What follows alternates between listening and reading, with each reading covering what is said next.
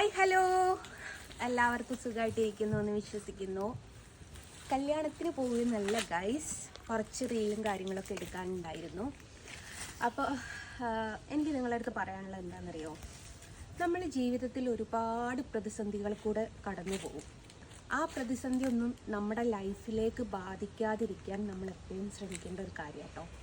ഞാനെന്ന് വെച്ചാൽ എൻ്റെ കുട്ടിക്കാലത്ത് തൊട്ട് എൻ്റെ വീട്ടിൽ ഞങ്ങൾ 3 പെൺകുട്ടികളാണ്. ഞാനാണ് ഇളയ കുട്ടി. നമുക്കൊക്കെ ഈ ഇളയ കുട്ടികൾക്കുള്ളൊരു സംഭവമുണ്ട്, പാരമ്പര്യമായിട്ട് ഡ്രസ്സ് കൈമാറി തരിക എന്നുള്ളൊരു സംഭവം. അപ്പം മൂത്ത സഹോദരിമാരെയൊക്കെ കല്യാണമൊക്കെ കഴിച്ച സമയത്ത് ഇഷ്ടംപോലെ ഡ്രസ്സുള്ള ഒരാളായിരുന്നു ഞാൻ. ഒരുപാട് ഡ്രസ്സ് എന്ന് പറഞ്ഞു കഴിഞ്ഞാൽ, അതേപോലെ എൻ്റെ സെക്കൻഡ് സിസ്റ്റർ ഉണ്ടല്ലോ, രണ്ടാമത്തെ സിസ്റ്റർ, അവളെ വിവാഹം കഴിഞ്ഞ സമയത്ത് അവൾക്കെന്ന് വെച്ചാൽ ഇവിടെ പോകുന്ന സമയത്തും അവർക്കൊരു പുതിയ കൂട്ടം ഡ്രസ്സ് മേടിക്കും. എവിടെ പോവുകയാണെങ്കിലും, അത് കല്യാണമായി ഹൗസ് വാമിങ് എവിടെ പോകുമ്പോൾ ഒരു കൂട്ടം ഡ്രസ്സ് മേടിക്കും. അതേപോലെ സെയിം ടൈം എനിക്കും മേടിക്കും കേട്ടോ, ഡ്രസ്സ് മേടിക്കും. അതേപോലെ അതിനനുസരിച്ചുള്ള വളകളും മാലകളും ഒക്കെ മേടിച്ച് എനിക്ക് കൊണ്ടുതരികയായിരുന്നു. അപ്പോൾ അങ്ങനെ കഴിഞ്ഞൊരു വ്യക്തിയാണ് ഞാൻ. അങ്ങനെ കഴിഞ്ഞൊരു വ്യക്തിയെന്ന് വെച്ചാൽ അത്രമേൽ ഞാൻ പറഞ്ഞല്ലോ 3 പെൺകുട്ടികളായതുകൊണ്ട്, ഇളയ കുട്ടിയും ആയതുകൊണ്ട് നമുക്ക് ഇങ്ങനത്തെ ഡ്രസ്സും കാര്യങ്ങൾക്കൊന്നും ഒരു മുട്ടുമില്ലാതെ ജീവിച്ചൊരു വ്യക്തിയായിരുന്നു ഞാൻ. അങ്ങനെ എനിക്ക് എൻ്റെ വിവാഹം കഴിഞ്ഞ് ഹസ്ബൻഡിൻ്റെ വീട്ടിലോട്ട് ഇങ്ങോട്ട് വന്ന സമയത്ത് ഈ പറഞ്ഞതുപോണം ഡ്രസ്സിന് എനിക്ക് വളരെ ബുദ്ധിമുട്ടായിട്ടുള്ള ഒരു സാഹചര്യം ഉണ്ടായിട്ടുണ്ടായിരുന്നു. എൻ്റെ ഹസ്ബൻഡ് എന്ന് വെച്ചാൽ ഒരു നാടൻ പണിക്കാരനായിരുന്നു. എല്ലാ പണിക്കും പോകുമായിരുന്നു കേട്ടോ, കെട്ട്, തേപ്പ്, വയറിങ്, അങ്ങനെ നാട്ടിലുള്ള എല്ലാ പണിക്കും പോകുന്ന ഒരാളായിരുന്നു. അപ്പോൾ കല്യാണം കഴിഞ്ഞു, കുട്ടികളൊക്കെ ആയി, പ്രാരാബ്ദങ്ങളായി. അപ്പോൾ എന്നെ സംബന്ധിച്ച് എനിക്ക് ഏറ്റവും ടാസ്ക് പിടിച്ചൊരു കാര്യം എന്ന് വെച്ചാൽ ഡ്രസ്സ് എന്ന് പറയുന്നൊരു സംഭവം വളരെ കുറവായിരുന്നു. അപ്പം ഹസ്ബൻഡിൻ്റെ കുടുംബത്തിലൊക്കെ കല്യാണത്തിനൊക്കെ പോകുന്ന സമയത്ത് കല്യാണത്തിനൊക്കെ പോകുന്ന സമയത്ത് വളരെയധികം വിഷമിച്ചൊരു സംഭവം ഞാൻ ഈ ഡ്രസ്സിൻ്റെ കാര്യത്തിലായിരുന്നു. അപ്പോൾ ഞാൻ വിചാരിക്കുന്നു, ഡ്രസ്സൊക്കെ ഉണ്ടായിരുന്നു എങ്കിൽ എന്ന് ചിന്തിക്കുക. ഈ എന്നെ വിട്ട് പോകില്ല എന്ന് തോന്നി. ഞാൻ കുളിച്ചിട്ടുണ്ട് കേട്ടോ ഗൈസ്, നിങ്ങൾ വിചാരിക്കേണ്ട ഞാൻ കുളിക്കാഞ്ഞിട്ടാണ്, മാങ്ങയുള്ളത് കൊണ്ടാണ്. മറ്റേ MG ശ്രീകുമാർ പറഞ്ഞതിൻ്റെ അതിരി മാങ്ങ പണി കൊടുത്തത് പറഞ്ഞതിൻ്റെ അതിരി മാങ്ങയാണ് ഗൈസ്, അല്ലാതെ നിങ്ങൾ വിചാരിക്കേണ്ട ഞാൻ കുളിച്ചിട്ടില്ല അത് അങ്ങനെ. അപ്പം ഞാനിങ്ങനെ ചിന്തിക്കും. അപ്പോൾ എൻ്റെ സിസ്റ്റർമാരൊക്കെ നല്ല നിലയിലാണ്, എൻ്റെ അമ്മയുടെ അനിയത്തിൻ്റെ മകളൊക്കെ ഉണ്ട്, അവളൊക്കെ നല്ല നിലയിൽ നിൽക്കുമ്പോൾ നമുക്ക് ഡ്രസ്സില്ല. എനിക്ക് വളരെയധികം വിഷമം തോന്നിയിട്ടുണ്ടായിരുന്നു. കാരണം ഞാൻ അങ്ങനെ ഒരു രാജകുമാരിയെ പോലെ വളർന്നു വന്ന ഞാൻ പെട്ടെന്ന് നമ്മുടെ ഹസ്ബൻഡിൻ്റെ ചുറ്റുപാട് വന്ന സമയത്ത് നമുക്ക് ഡ്രസ്സില്ലാതെ ആയി മാറുന്നുണ്ടാകുന്നൊരു വിഷമമുണ്ടല്ലോ, അത് നമ്മളെ സംബന്ധിച്ചെന്ന് വെച്ചാൽ വളരെയധികം വിഷമമുള്ളൊരു സംഭവം കേട്ടോ. നമ്മളെന്നല്ല, ആരെ സംബന്ധിച്ച് എനിക്കൊന്ന് മേടിച്ചിടാൻ പോലും ആരും ഇല്ലായിരുന്നു.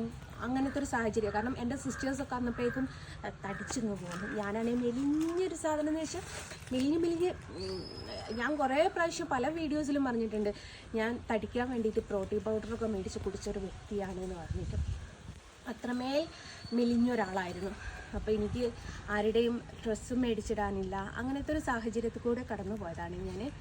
പിന്നീട് നമുക്കൊരു വരുമാനം വന്ന് നമ്മളൊരു സ്റ്റേണായി നിന്നതിന് ശേഷം എന്നെ സംബന്ധിച്ചെന്ന് വെച്ചാൽ ഇപ്പം ഒരുപാട് ഡ്രസ്സ് ഞാനിപ്പോൾ എന്ന് വെച്ചാൽ മറ്റുള്ളവർക്ക് കൊടുക്കുക ഗൈസ് ചെയ്യുന്നത്. ഡ്രസ്സ് നമുക്ക് പറയല്ലേ, ഒരു ഇറക്കത്തിന് ഒരു കയറ്റം വരും, ഒരു കയറ്റത്തിന് ഇറക്കം വരും, അങ്ങനെയൊക്കെ പറയുന്നൊരു സംഭവമല്ലേ.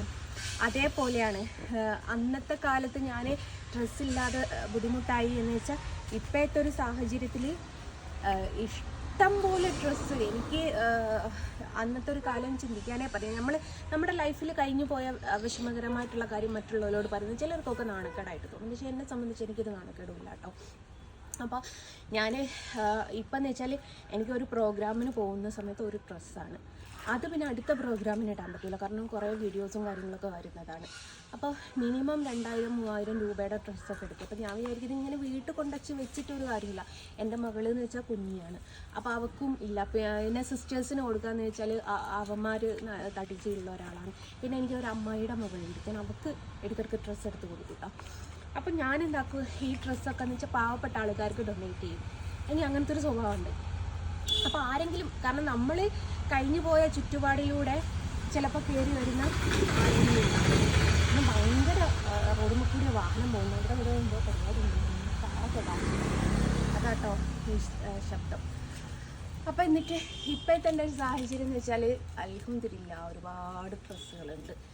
അപ്പം ഞാൻ എന്താ പറയുന്നതെന്ന് അറിയോ, നമ്മൾ എന്തെങ്കിലും ഒരു സംഭവം ഇല്ല എന്ന് വിചാരിച്ച് നമ്മൾ ഒരിക്കലും സങ്കടപ്പെടാൻ പാടില്ല. ഈച്ച എന്നെ പോലും കളിയാക്കും ഈച്ച.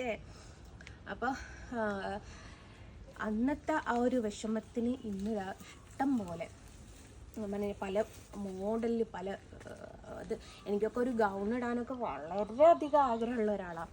പക്ഷേ എനിക്ക് 1 ഗൗണോ 2 ഗൗണോ 3 ഗൗണോ 4 ഗൗണോ ഒന്നുമല്ല ഉള്ളത്. അപ്പോൾ അതുകൊണ്ട് എനിക്ക് നിങ്ങളുടെ അടുത്ത് പറയാനുള്ളത്, എവിടെയും നമ്മൾ എന്ത് പ്രശ്നം വരുമ്പം തളർന്നു പോകരുത്. നമുക്ക് വെച്ചടി ഒരു കയറ്റം ഉണ്ടാവുന്ന ഒരു കാലം ഉണ്ടാവും. ആ കാലം ഉണ്ടാവും എന്നുള്ളത് നമ്മൾ വെയിറ്റ് ചെയ്ത് കാത്തിരുന്നാൽ മതി. പൊന്നാരീച്ചേ, വെയിറ്റ് ചെയ്ത് കാത്തിരുന്നാൽ മതി. അങ്ങനത്തെ ഞാൻ പറഞ്ഞല്ലോ, ഞാൻ സ്വന്തമായിട്ട് സമ്പാദിച്ച് തുടങ്ങി ഞാനൊരു സ്റ്റേണായിട്ട് നിന്നതിന് ശേഷം എനിക്ക് വേണ്ട കാര്യങ്ങളൊക്കെ ഞാൻ മേടിക്കാറുണ്ട്. അപ്പോൾ എന്നെ സംബന്ധിച്ചിപ്പം ഡ്രസ്സ് എന്ന് പറയുന്നത് ഇഷ്ടം പോലെ ഉണ്ടാവും. അപ്പോൾ എനിക്ക് ആ ഒരു കഴിഞ്ഞ കാലം നിങ്ങളുടെ അടുത്തോട് പങ്കുവെക്കണം എന്ന് കരുതി. നമുക്ക് എന്തൊരു വിഷമം വന്നാലും ഇപ്പോഴത്തൊരു സന്തോഷകരമായിട്ടുള്ളൊരു നിമിഷം നമുക്ക് ദൈവം കൊണ്ടുത്തരും. ആ ഒരു നിമിഷത്തിന് വേണ്ടിയിട്ട് നമ്മൾ കാത്തിരുന്നാൽ മാത്രം മതി. അപ്പോൾ ഇതാണ് എനിക്ക് നിങ്ങളോട് പറയാനുള്ളത്. അപ്പം നിങ്ങളെവിടെയും ആരും തളരാൻ നിൽക്കരുത്. നമ്മൾ തളർന്ന് പോയാൽ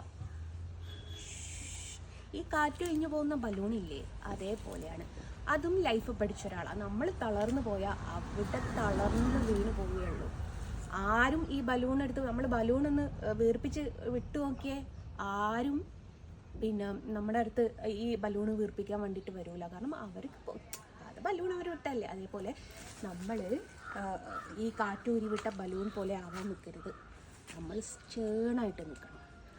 നമ്മളെ തളർത്താൻ ഇഷ്ടം പോലെ ആൾക്കാരുണ്ടാവും. തളരൂല എന്ന് വാശി പിടിച്ചാൽ നമുക്ക് ആരെയും തോൽപ്പിക്കാൻ പറ്റില്ല. അപ്പം അങ്ങനെയാണ് സംഭവം. അപ്പം എല്ലാവർക്കും എന്താ പറയുക, നന്ദി നമസ്കാരം എന്ന് പറയായിരുന്നു. ഓക്കെ, ടാറ്റാ.